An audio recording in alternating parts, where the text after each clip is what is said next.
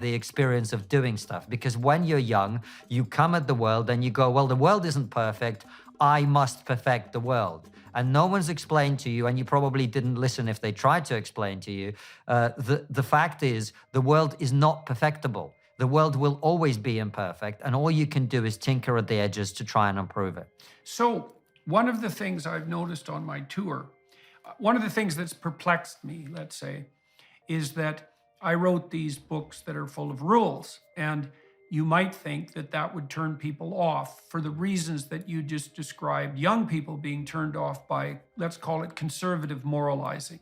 And that's a kind of finger shaking. You should.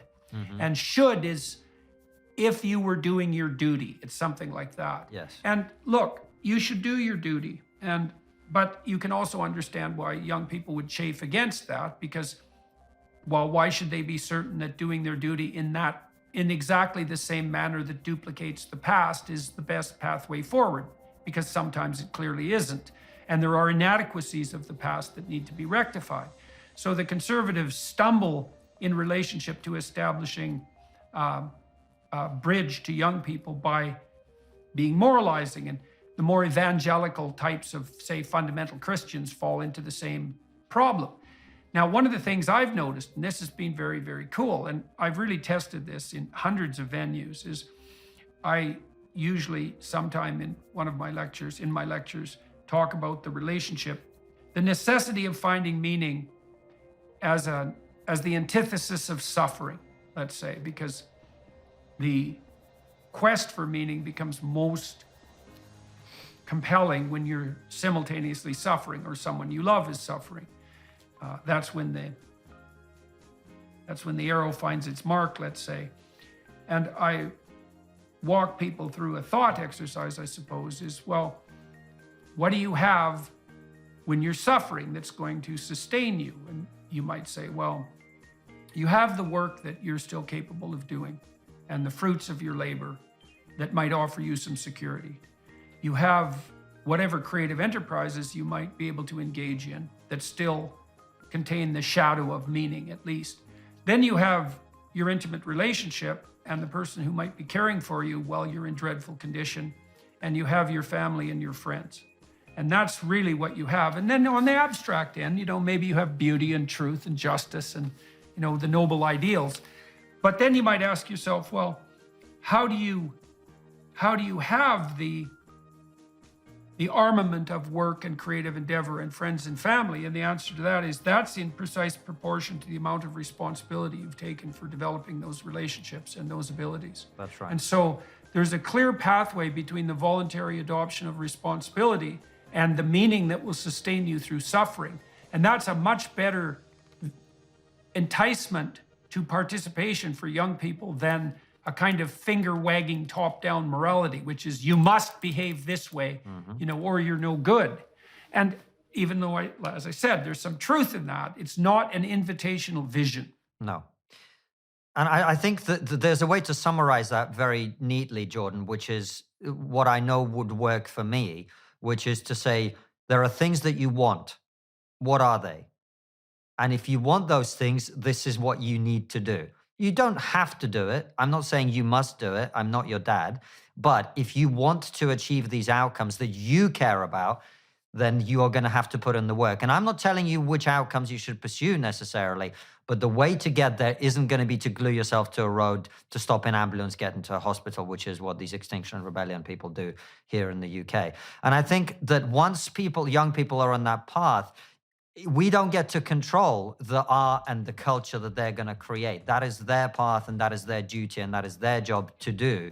But if they are doing it from a place of constructive, taking on responsibility, as you say, putting in the effort, building and creating things for the future, then I think that is part of the vision for them. Because as you say, I think we live in a society, particularly now, I'm not a religious person, but it's clear to me that with the death of God, you end up in a position where a lot of people lack meaning.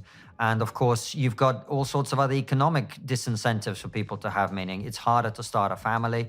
People are deferring it until a later point. I myself, I just turned 40, and we had our first child only a year ago, less than a year ago. So a lot of young people are in that position now.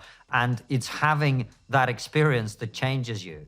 It makes you more responsible. It forces you to take on responsibility. It also forces you to look at the world in a different way. So that, I think, is part of the vision.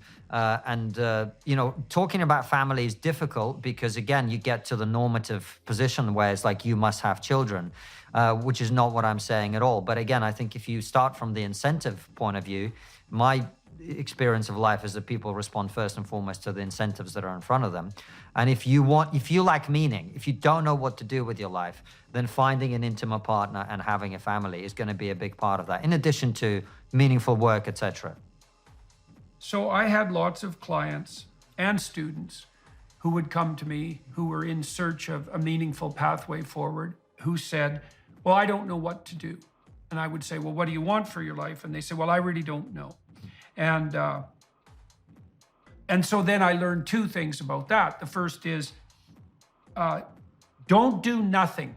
That's a big mistake, because all you do is get older and weaker and you withdraw more. And so even if you don't know what to do, pursuing nothing is a very bad idea. You have no hope then, because hope comes from pursuit, and you're anxious because you need to specify a path. So you have no hope and you're anxious if you do nothing. So nothing is not the answer.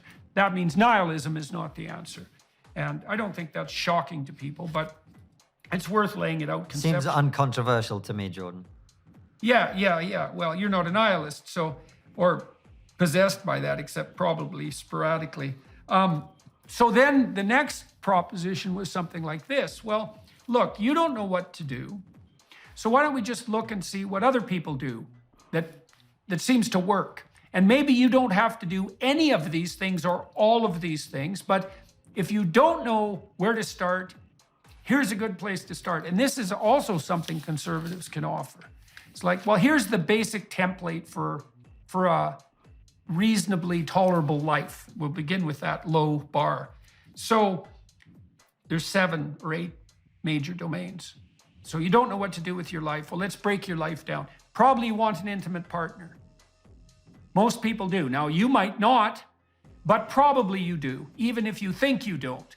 And so you might be one of those exceptions, but don't assume that to begin with, because that's an uncomfortable place to be if it's true.